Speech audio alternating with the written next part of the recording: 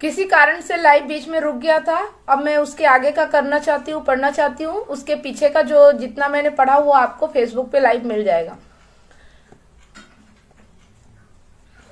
लेकिन इसके वे भारी कीमत चुकाते हुए जिंदगी में जो चाहते हुए शायद वह उन्हें कभी नहीं मिलेगा। विश्लेषण करने के बजाय उनके अंदर बैठा छोटा मुर्गा उनका दिमाग बंद कर देता है। अमीर डैडी ने मुझे छोटे मुर्गे से निपटने का एक तरीका बताया था। वही करो जो कर्नल सैंडर्स ने किया था। 66 साल की उम्र में उन्होंने अपना कारोबार गंवा दिया था और वे सामाजिक सुरक्षा के चेक पर गुजर बसर कर रहे थे। यह राशि बहुत कम थी, इसलिए फ्राइड चिकन की अपनी रेसिपी बेचने के लिए वे पूरे अमेरिका में घूमने लगे। किसी के हाँ कहने से पहले उन्हें 1009 बार नहीं कहा गया और आगे चलकर वे उस उम्र में करोड़पति बने जब अधिकतर लोग काम छोड़कर आराम करना चाहते हैं। अमीर डैडी हरलैंड सैंडर्स के बारे में कहते थे, वे बहादुर और लगनशील इंसान थे। तो जब भी आप शंका में हो और थोड़ा डर महसूस कर रहे हो तो वही करें जो कर्नल सैंडर्स ने अपने छोटे मुर्गे के साथ किया। उन्होंने इसे भून डाला। आलस को पार करना। व्यस्त लोग अक्सर सबसे आलसी होते हैं। हम सभी ने उस व्यवसायी की कहानियां सुनी है जो पैसे कमाने के लिए कड़ी मेहनत करता है। वह अपनी पत्नी और बच्चे को अच्छे पैसे उपलब्ध कराने के लिए कड़ी मेहनत करता है। वह ऑफिस में बहुत ज्यादा देर तक काम करता है और वीकेंड्स पर भी ऑफिस का काम घर ले आता है। एक रात जब वह घर लौटता है तो उसे घर खाली मिलता है। उसकी पत्नी बच्चों के साथ घर छोड़कर चली जाती है। वह जानता था कि उसके और उसकी पत्नी के संबंध कमजोर है, लेकिन संबंध को मजबूत बनाने की मेहनत करने के बजाय वह ऑफिस में ही व्यस्त बना रहा। परिवार के चले जाने पर वह निराश हो जाता है तथा काम में लापरवाही करने लगता है, जिसका परिणाम यह होता है कि उसकी नौकरी भी चली जाती है। आज मैं अक्सर ऐसे लोगों से मिलता हूं जो इतने ज्यादा व्यस्त रहते हैं कि उन्हें अपनी दौलत की परवाह ही नहीं होती, और मैं ऐसे लोग भी है जो इतने ज्यादा व्यस्त है कि उन्हें अपनी सेहत की परवाह ही नहीं होती। दोनों के पीछे का कारण एक ही है, वे व्यस्त है और वे व्यस्त इसलिए बने रहना चाहते हैं क्योंकि वे उस चीज से बचना चाहते हैं जिसका वे सामना नहीं करना चाहते। किसी को भी उन्हें यह बताने की जरूरत नहीं होती। दिल की गहराई में वे यह बात जानते हैं कि दरअसल अगर आप उन्हें याद दिलाए तो वे गुस्सा हो जाएंगे या चिढ़ जाएंगे। अगर वे नौकरी में या बच्चों के साथ व्यस्त नहीं है तो वे अक्सर टीवी देखने में, मछली पकड़ने, गल्फ खेलने या खरीदारी करने में व्यस्त रहते हैं। लेकिन दिल की गहराई में वे जानते हैं कि वे किसी महत्वपूर्ण चीज का सामना करने से बच रहे हैं। यह आलस का सबसे आम रूप है। व्यस्त रहना आलस करना है। तो आलस का इलाज क्या है? जवाब है थोड़ा सा लालच। हम में से कई लोगों को परवरिश के दौरान सिखाया गया था कि लोभ या इच्छा बुरी चीज है। मेरी माँ कहा करती थी, लोभी लोग बुरे होते हैं। बहरहाल हम सभी के मन में सुंदर नई या रोमांचक चीजें पाने की हसरत रहती है। तो इच्छा के उस भाव को काबू में रखने के लिए माता पिता उस इच्छा को अक्सर अपराध बोध के साथ जोड़ देते हैं। मेरी माँ का प्रिय वाक्य था, तुम हमेशा अपने ही बारे में सोचते हो, क्या तुम यह नहीं जानते कि तुम्हारे भाई बहन भी है? यह मेरे डैडी का प्रिय वाक्य था। तुम मुझसे क्या खरीदने को कह रहे हो? क्या तुम सोचते हो हम पैसों के बने हैं? क्या तुम सोचते हो कि पैसा पेड़ों पर उगते हैं? तुम तो जानते ही हो हम लोग अमीर नहीं है। मुझ पर शब्दों का तो उतना असर नहीं हुआ जितना कि उनके पीछे के गुस्से और अपराध बोध का सम्मिश्रण का हुआ था। इसकी उल्टी अपराध बोध की यात्रा यह थी, तुम्हारी खातिर यह खरीदने के लिए मैं अपनी जिंदगी की कुर्बानी दे रहा हूँ। मैं तुम्हारे लिए खरीद रहा हूँ क्योंकि बचपन में मेरे माता पिता ने मुझे यह कभी खरीद कर नहीं दिया था। मेरा एक पड़ोसी है जो कड़का है, लेकिन वह अपनी कार को अपने गैरेज में खड़ी नहीं कर सकता। गैराज उसके बच्चों के खिलौने से भरा हुआ है। वे बिगड़े हुए बच्चे जो भी मांगते हैं वह उन्हें तुरंत मिल जाता है। वह हर दिन कहता है, मैं नहीं चाहता कि उन्हें किसी चीज की कमी महसूस हो। उसने उनके कॉलेज की शिक्षा या अपने रिटायरमेंट के लिए कुछ बचाकर नहीं रखा है, लेकिन उसके बच्चे के पास संसार का हर खिलौना है। उसे हाल में डाक में एक नया क्रेडिट कार्ड मिला और वह अपने बच्चों को लास वेगास की सैर कराने ले गया। उसने बड़े त्याग के भाव से कहा, मैं बच्चों की खातिर कर रहा हूँ। अमीर डैडी ने इस शब्दों को प्रतिबंधित कर दिया था, मैंने इसे नहीं खरीद सकता। मेरे अपने घर में मैं यह नहीं सुनता रहता था। इसकी बजाय अमीर डैडी अपने बच्चों से यह कहने की अपेक्षा रखते थे, मैं इसे कैसे खरीद सकता हूँ। वे मानते थे कि मैं इसे नहीं खरीद सकता कहने से आप अपने दिमाग का दरवाजा बंद कर देते, इसे और कुछ सोचने की जरूरत ही नहीं होती। दूसरी ओर मैं इसे कैसे खरीद सकता हूँ बोलने से दिमाग के दरवाजे खुल जाते हैं और यह जवाब सोचने तथा खोजने के लिए मजबूर हो जाता है। लेकिन सबसे ज्यादा महत्वपूर्ण बात वे महसूस करते थे कि मैं इसे नहीं खरीद सकता। एक झूठी बात है और इंसान की आत्मा यह बात जानती है कि इंसान की आत्मा बहुत बहुत शक्तिशाली होती है।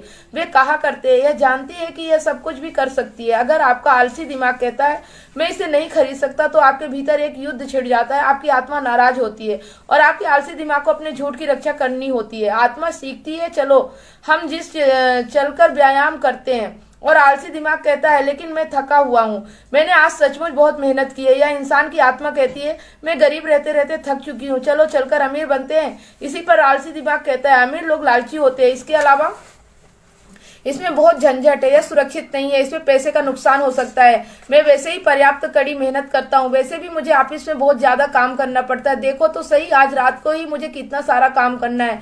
मेरे बॉस चाहते हैं कि यह काम सुबह तक पूरा हो जाए, मैं इसे नहीं खरीद सकता। वे दुख और लाचारी भी उत्पन्न होती है, जो निराशा और अक्सर अवसाद की ओर ले जा सकती है। मैं इससे कैसे खरीद सकता हूँ? मैं इससे संभावनाओं, रोमांच और सपनों का द्वार खुल जाता है। इसीलिए अमीर डैडी इस बारे में इतने चिंतित नहीं होते थे कि हम क्या खरीदना चाहते थे, बशर्ते हम यह समझ ले कि मैं इसे कैसे खरीद सकता हूँ। यह सवाल पूछने से एक ज्यादा प्रबल मस्तिष्क और एक ज्यादा प्रगतिशील आत्मा उत्पन्न होती है।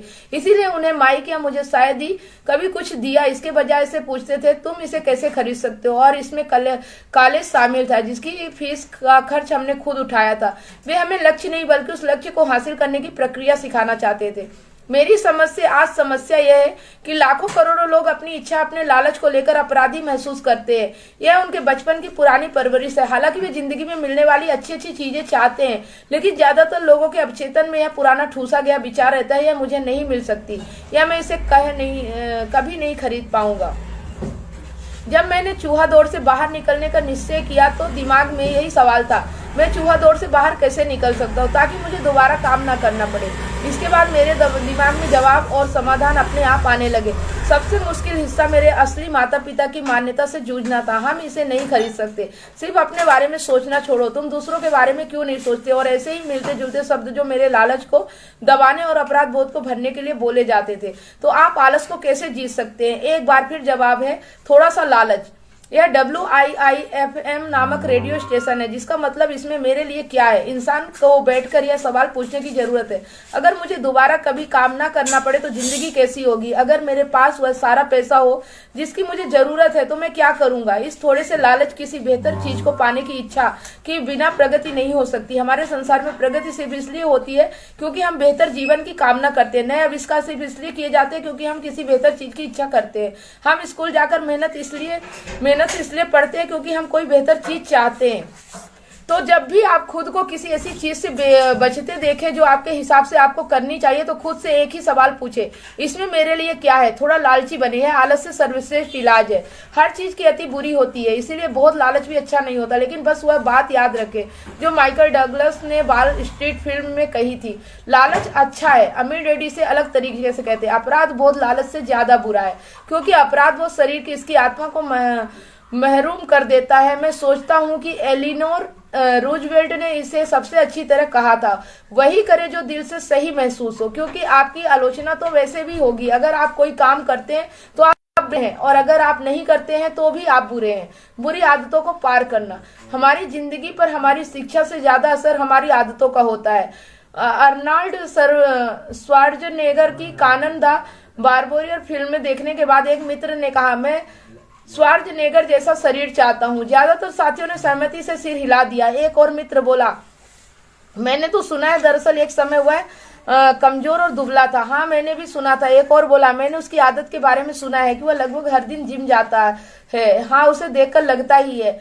समूह का निराशावादी व्यक्ति बोला, नहीं, मैं शर्त लगाता हूँ कि वह इसी तरह पैदा हुआ होगा। इसके अलावा अर्नाल्ड की बातें छोड़ो, चलो थोड़ी बियर पीते हैं। यह इस बात का उदाहरण है कि आदतें किस प्रकार व्यवहार को नियंत्रित करती है। मुझे याद है मैंने एक बार अपने अमीर डैडी से अमीरों की आदतों के बारे में पूछा था। सीधे सीधे जवाब देने के बजाय उन्होंने हमेशा की तरह मुझे उदाहरण देकर दिखाया।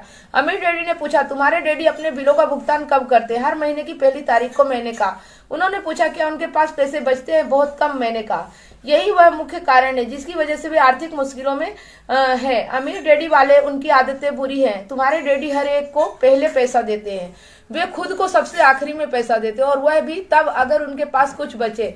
आमतौर पर कुछ बचता ही नहीं है। मैंने कहा, लेकिन बिल तो चुकाने ही होते हैं ना।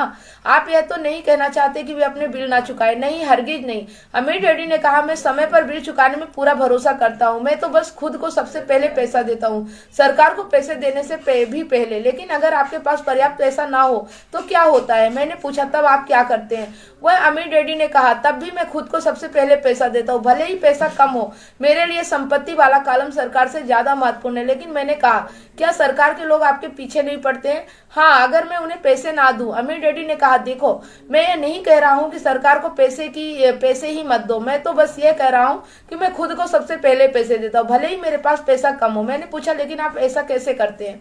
अमीर डैडी बोले, यह कैसे का सवाल नहीं है, असल सवाल तो क्यों का है। ठीक है, क्यों?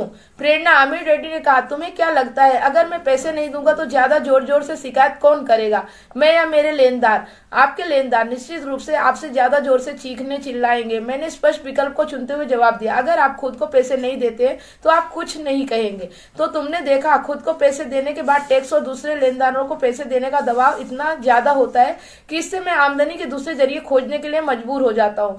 भुगतान करने का यह दबाव मेरी प्रेरणा बन जाता है। मैंने अतिरिक्त नौकरियां की है, कई नई कंपनियां शुरू की है, शेयर बाजार में खरीद फरोख्त की है, हर तरह के काम सिर्फ इसलिए किए हैं ताकि वे लोग मुझ पर न चिल्लाएं। उस दबाव की वजह से मैंने ज्यादा कड़ी मेहनत की है। मैं सोचने के लिए विवश हूँ और पैसों के संदर्भ में कुल मिलाकर अधिक चतुर तथा फुर्तीला बना। अगर मैं खुद को सबसे आखिर में पैसे देता तो मुझे कोई दबाव महसूस नहीं होता, लेकिन मैं कड़का होता। तो यह सरकार या दूसरे लेनदेन का डर है जो आपको प्रेरित करता है। सही कहा। अमीर डैडी ने कहा, देखो, सरकारी पैसा वसूलने वाले लोग बहुत दबंग होते हैं। सामान्य वसूली करने वाले लोग भी ऐसा ही होते हैं। अधिकतर लोग इन दबंग लोगों से डर जाते हैं। वे उन्हें पैसे दे देते हैं लेकिन खुद को नहीं देते। तुमने 98 पाउंड के उस कमजोर आदमी की कहानी तो सुनी ही होगी जिसके चेहरे पर लोग रेत उछालते हैं। मैंने सिर हिलाया। मैंने कॉमिक्स में वेट लिफ्टिंग और बॉडी बिल्डिंग के बारे में दिया हुआ विज्ञापन बहुत बार देखा है। ज्यादातर लोग पैसे वसूलने वाले इन दबंगों को अपने चेहरे पर रेत उछालने देते हैं। मैंने दबंग लेनदारों के डर का इस्तेमाल खुद को ज्यादा मजबूत बनाने के लिए किया है। बाकी लोग ज्यादा कमजोर हो जाते हैं। अतिरिक्त पैसा कैसे बनाया जाए, यह सोचने के लिए खुद को मजबूर करना जिम जाकर वजन उठाने के व्यायाम करने जैसा है। मैं पैसे की अपनी मांसपेशियों का जितना ज्यादा व्यायाम करता हूँ, मैं उतना ही ज्यादा मजबूत बनता हूँ। अब मैं उन दबंग लेनदारों से नहीं घबराता हूँ। मुझे अमीर डैडी की कही बात पसंद आई, यानी अगर मैं खुद को सबसे पहले पैसे देता हूँ तो मैं वित्तीय, मानसिक और आर्थिक दृष्टि से ज्यादा मजबूत बनता हूँ।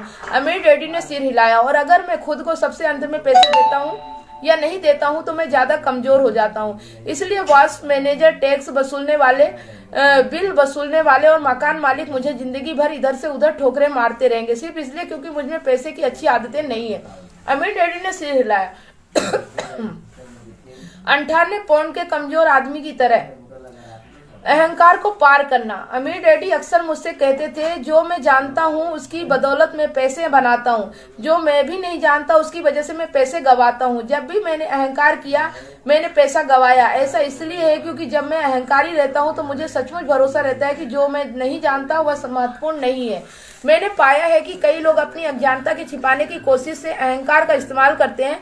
अकाउंटेंट्स या दूसरे निवेशकों के साथ फाइनेंशियल स्टेटमेंट पर चर्चा करते समय मैंने ऐसा अक्सर होते देखा है। वे चर्चे में सेखी वगारकर अपनी बात सही साबित करने की कोशिश करते हैं। मैं समझ जाता हूँ कि जिस मुद्दे पर वे बात कर रहे हैं उसके बारे में उन्हें जरा भी ज्ञान नहीं है। वे झूठ नहीं बोल रहे, लेकिन वे सच भी नहीं बता रहे हैं। धन, वित्त और निवेश की दुनिया में कई लोग होते हैं जिन्हें यह पता ही नहीं होता कि वे क्या बोल रहे हैं। पैसे के उद्योग में ज्यादातर लोग सेकंड हैंड कार सेल्समैन की तरह ही बिक्री करने के रटे रटाए जुमले बोलते जाते हैं। जब आप जानते हैं कि आप किसी विषय में अज्ञानी हैं तो उस क्षेत्र के किसी विशेषज्ञ या उस विषय पर किसी पुस्तक को खोजकर अपना ज्ञान बढ़ाना शुरू करें।